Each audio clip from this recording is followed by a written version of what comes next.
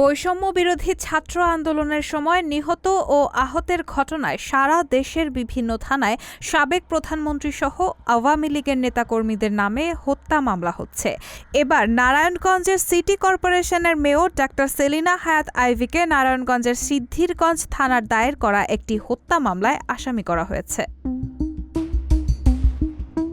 গত ২০ জুলাই গুলিতে নিহত গার্মেন্টস কর্মী মিনারুল ইসলামের বড় ভাই মোহাম্মদ নাজমুল মঙ্গলবার রাতে বাদী হয়ে হত্যা মামলাটি দায়ের করেন।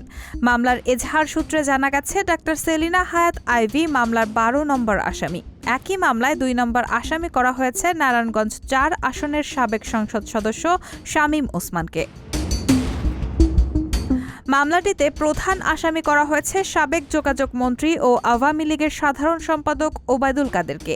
এছাড়া মামলার আসামি হিসেবে নারায়ণগঞ্জ ৪ আসনের সাবেক সংসদ সদস্য শামীম ওসমানের ছেলে অয়ন ওসমান, ভাতিজা আজমেরী ওসমান, নারায়ণগঞ্জ ২ আসনের সাবেক সংসদ সদস্য নজরুল ইসলাম বাবু, নারায়ণগঞ্জ ৩ আসনের সাবেক সংসদ সদস্য কায়সার হাসানাত, নারায়ণগঞ্জ জেলা পরিষদের সাবেক চেয়ারম্যান ও নারায়ণগঞ্জ মহানগর আওয়ামী লীগের সভাপতি আনোয়ার হোসেন সহ ১৩০ জনের নাম উল্লেখ করা হয়েছে। এছাড়া অজ্ঞাত আরও ২০০ জনকে আসামি করা হয়েছে। মামলার এজাহারে উল্লেখ করা হয়, মিনারুল ইসলাম একজন গার্মেন্টস কর্মী। গত ২০ জুলাই সন্ধ্যায় সিদ্ধিরগঞ্জের মুজিব ফ্যাশনের সামনে আসলে মামলার ২ নং আসামি শামীম ওসমান তার হাতে থাকা অস্ত্র দিয়ে মিনারুলকে গুলি করে। সেই গুলি মিনারুলের বাম দিকের কিডনির নিচে লাগে। এ সময় তার সঙ্গে থাকা মোহাম্মদ সাইদুল ইসলাম, কাউসার ও ডালিম মোল্লা খানপুর হাসপাতালে গেলে কর্তব্যরত চিকিৎসক তাকে মৃত ঘোষণা করেন।